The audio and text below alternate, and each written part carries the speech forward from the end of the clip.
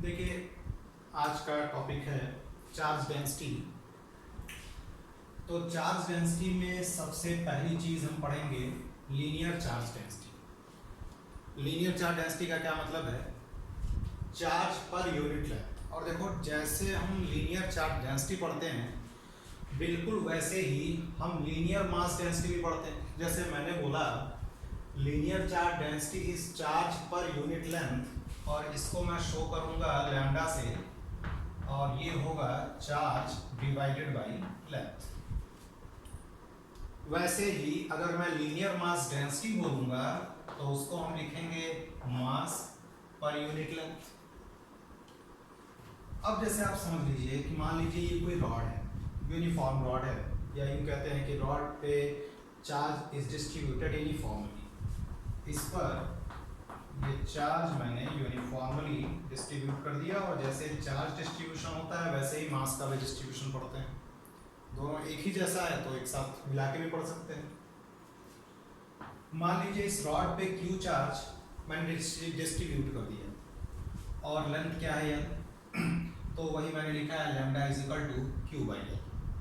जैसे मान लीजिए कि लैम्डा आपको दे दिया 2 कूलॉम पर मीटर, यानी 1 मीटर रॉड पे जो चार्ज है वो कितना है 2 कूलॉम। और कहीं रॉड की लेंथ दे दिया होता कि भाई 5 मीटर रॉड की लेंथ है, और पूछता कि टोटल चार्ज, तो Q इज इक्वल टू क्या हो जाता, लैम्डा इंटू एल, यानी 2 इंटू 5, यानी total charge on the rod will be equal to 10 coulomb. इसी तरीके से मास भी निकालते हैं। जैसे बोल दिया होता कि linear mass density is equal to 2 kg per metre, rod का लेंथ 5 मीटर दे दिया होता बोला पूरा मास निकालने के लिए। तो देखो यहाँ पर जो लैम्डा है this is uniform, lambda is not variable. लेकिन अगर मान लीजिए कि क्वेश्चन में ऐसा होता कि लैम्डा जो होता वो वेरिएबल होता, तो हमें इंटीग्रेट करना होता, और ये सब तरीका हम मैकेनिक्स में पहले भी सीख चुके हैं, तो उसकी बात करेंगे।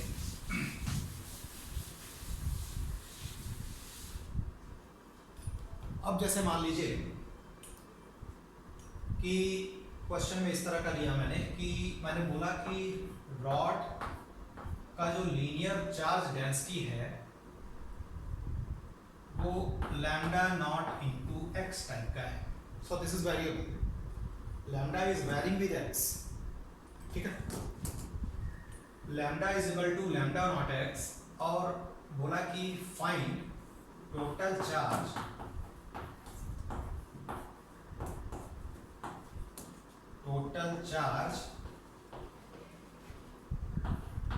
on the rod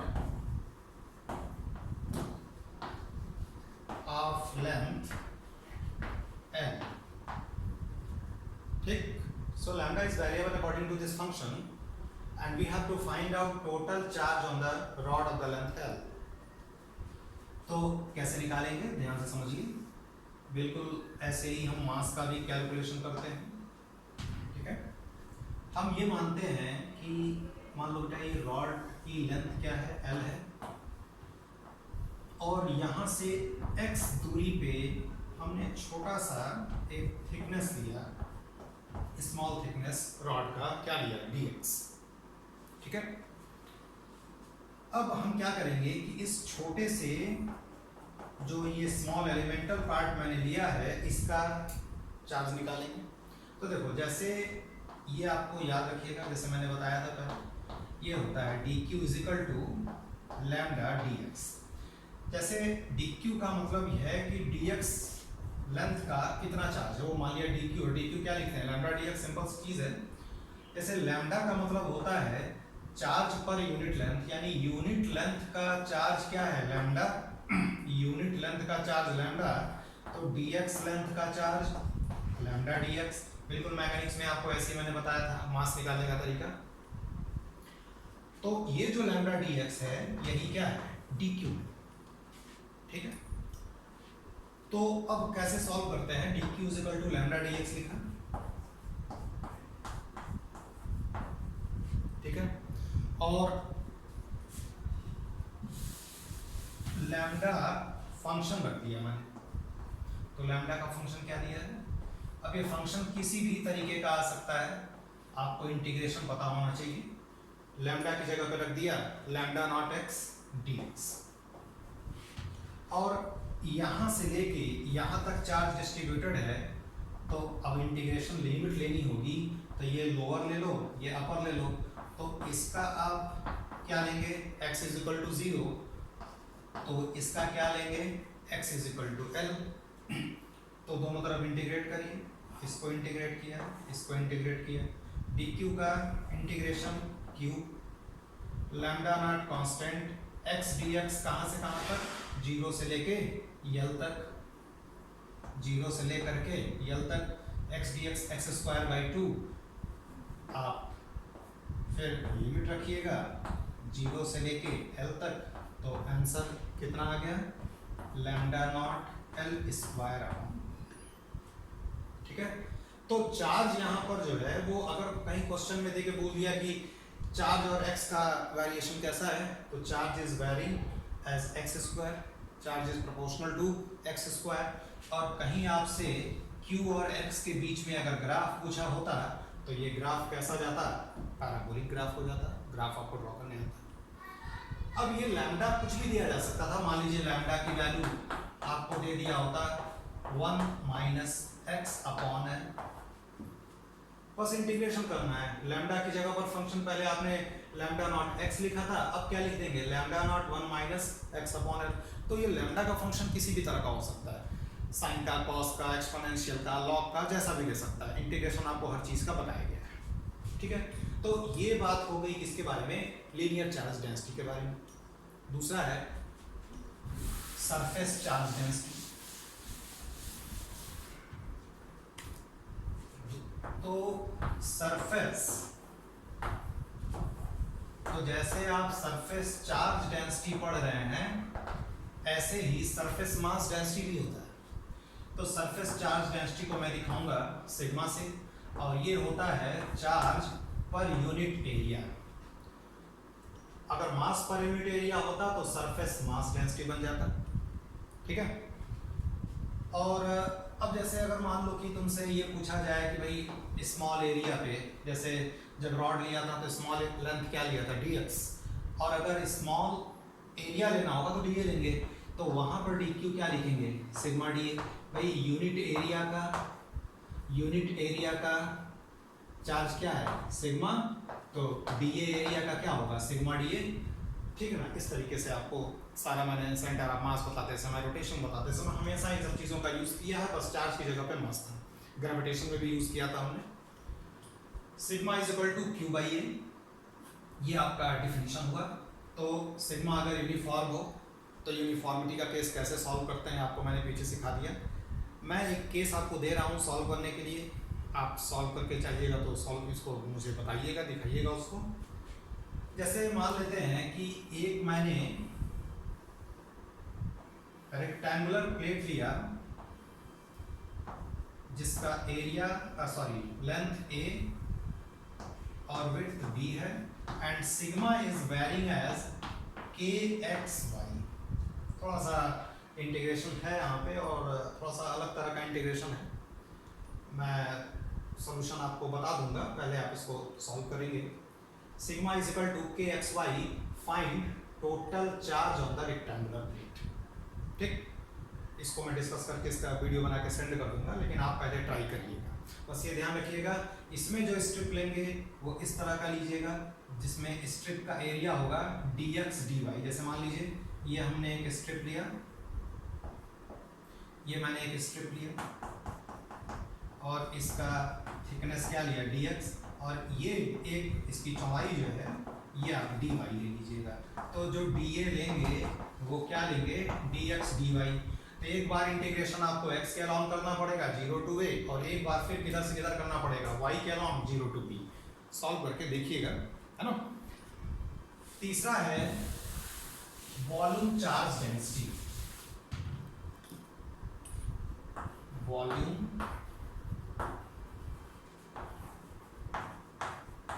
charge density, ठीक है। वॉल्यूम चार्ज डेंसिटी को हम रो से दिखाएंगे और ये होता है चार्ज पर यूनिट वॉल्यूम। क्या होता है ये?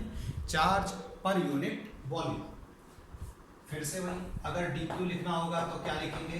रो into dv। dv is small volume. आपको मैंने dv निकालना सिखाया था, तो बिल्कुल वही चीज़ यहाँ पर अप्लाई करेंगे। अब जैसे मान लीजिए कि कहीं अगर मैं बोलूँ कि रो इज यूनिफॉर्म, यानी रो जो है वो वैरी नहीं कर रहा है, रो इज यूनिफॉर्म। जैसे मान लीजिए कि रो की वैल्यू मैंने एक दे दिया, एक छोटा सा क्वेश्चन बस बोल रहा हूँ। मैंने बोला कि भाई 3 कूलॉम पर मीटर क्यूब, 1 मीटर क्यूब पे चार्ज कितना है? 3 कूलॉम। और कहीं आपको कुछ वॉल्यूम दे दिया होता है किसी भी बॉडी का, चाहे क्यूबिक शेप का होता है चाहे स्फेरिकल शेप का होता है, और आपसे पूछ दिया गया होता है कि बताओ भाई उस पर कितना टोटल उसका चार्ज होगा। तो देखो यहाँ पे Q इज इक्वल टू क्या होगा?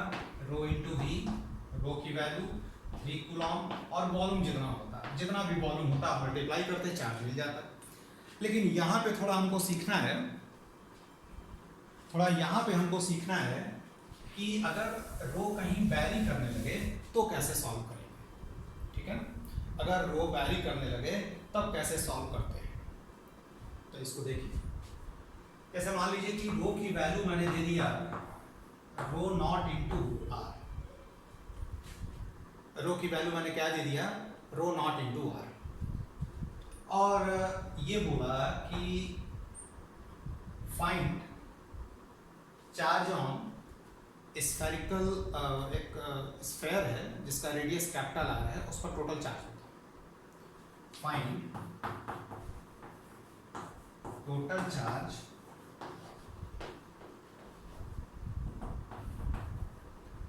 On the sphere of radius R. मान लीजिए क्वेश्चन मैंने ऐसे पूछ लिया, ठीक है। तो अब इसको सॉल्व करने का क्या तरीका होगा?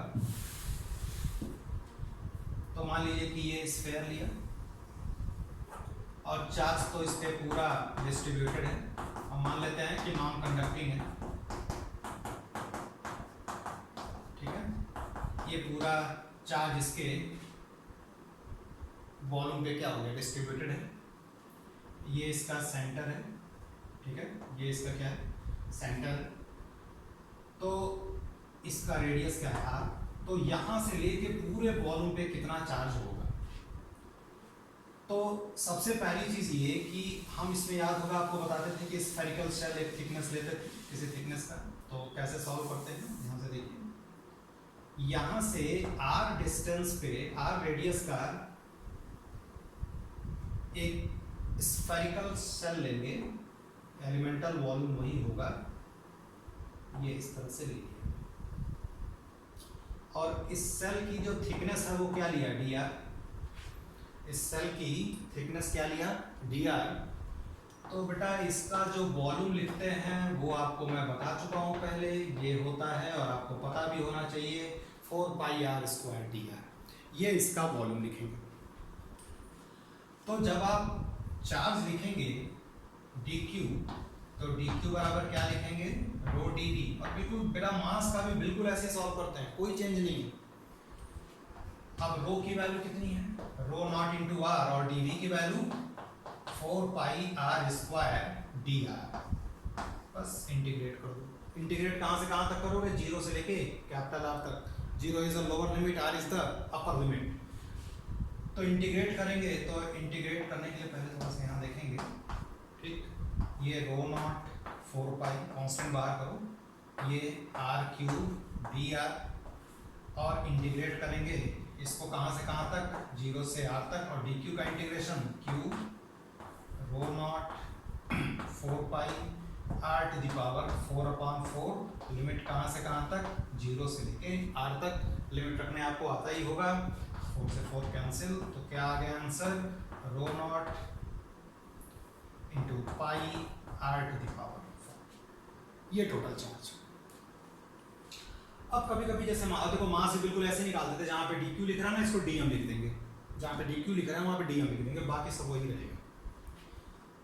अब अगर मान लीजिए कि कहीं ऐसा होता है कि ये जो स्फेयर दिया ये मैंने कॉन्सेंट्रिक टाइप का दिया होता, ठीक है, जैसे इस टाइप का दिया होता,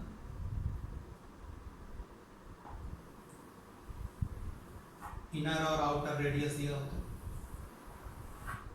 मान लीजिए बोला होता कि इसका रेडियस a है, इसका रेडियस बड़े वाले का b है, सब कुछ ऐसे ही देके मैंने बोला होता कि अब देखो अंदर इनर हॉलो टाइप का है ना, तो अंदर क्या है, खाली है, तो चार्ज जो आएगा वो केवल इतनी जगह में आएगा, चार्ज केवल इतनी जगह पे आएगा।